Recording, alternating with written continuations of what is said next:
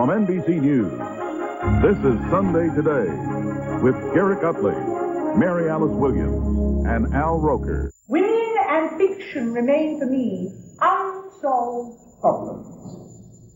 The fact that she was not nominated for a Tony Award was an accident of geography.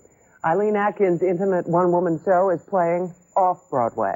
She's won the Drama Desk, Critics Circle, and Obie Awards for giving a lecture, a series of lectures, actually, presented by British writer Virginia Woolf at Girton College, Cambridge in 1928. And if you think a lecture series sounds dry, just watch this luminous portrait of the artist and of herself. There are two women on this stage, Eileen Atkins and her alter ego, Virginia Woolf.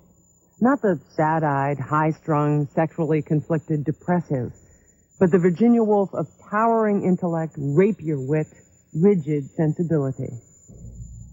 If she is to write fiction, a woman must have money and a room of her own.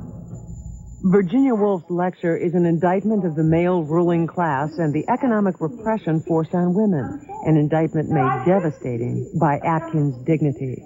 She opens with what happened on her way to Girton College, Cambridge, a bastion of British male privilege. Thus, I found myself walking with extreme rapidity across a grass plot. Instantly, a man's figure rose to intercept me. Nor did I first understand that the gesticulations of a curious-looking object in a cutaway coat and evening shirt were aimed at me. His face expressed horror and indignation. He was a beagle. I was a woman. This was the turn. There was the path.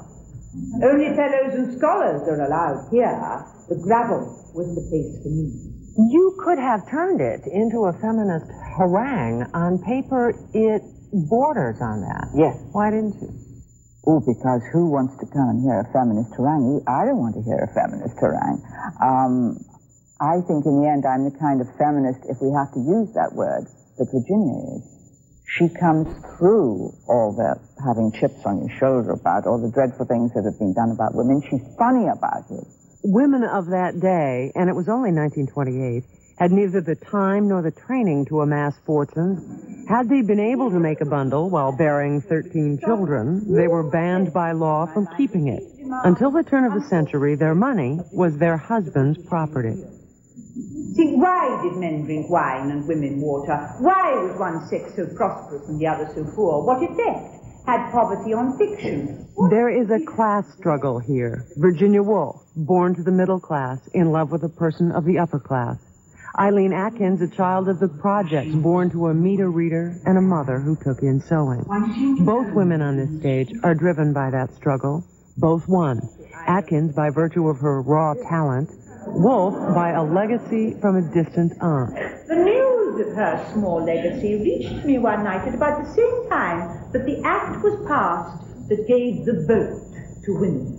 A solicitor's letter dropped into the postbox, and when I opened it, I found that she had left me $500 a year forever. Of the two, the vote and the money, I have to admit, the money is infinitely the more important. Is class distinction the same as gender distinction? I am convinced it is. I'm convinced it is. And I think that's why I have such a feeling for this. Because I was so involved myself in class warfare, I never caught up in the male-female warfare.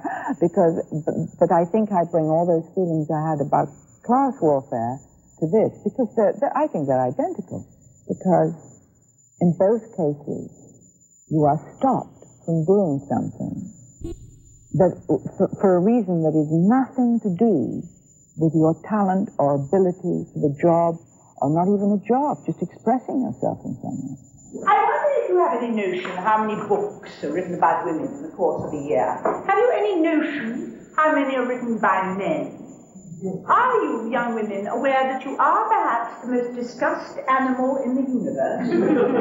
Women. Habits in the Fiji Islands of.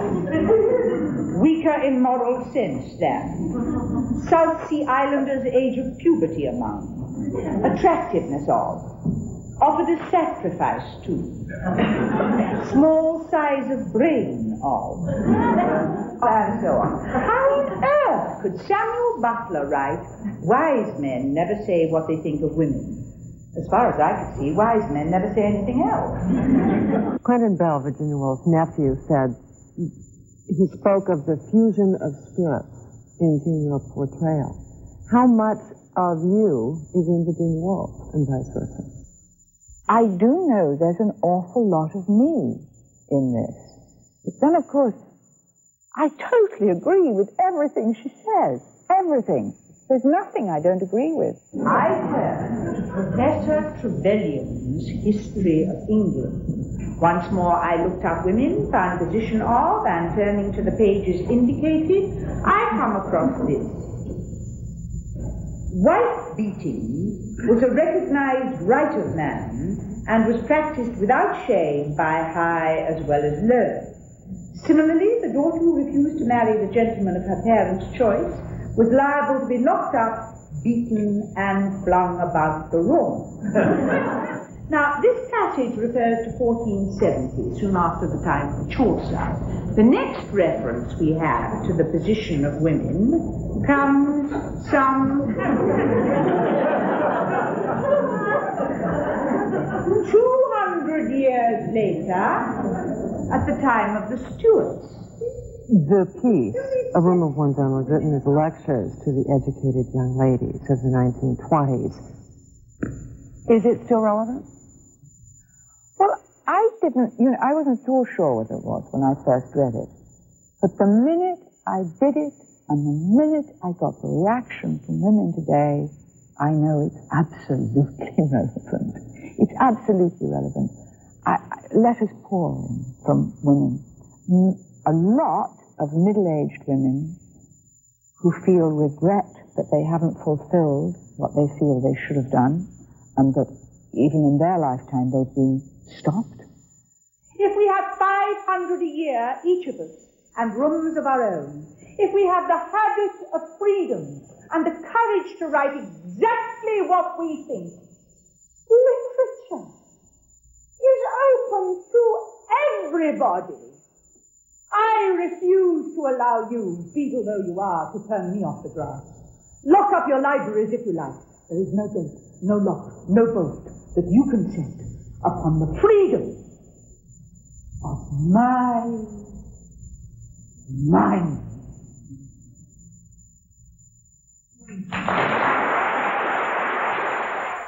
Atkins is a writer herself who, with Jean Marsh, created the Masterpiece Theater's Upstairs Downstairs. She's now working on another tale of class conflict called Eliot House. She takes A Room of One's Own on a U.S. tour beginning in September at the American Repertory Theater in Cambridge, Massachusetts.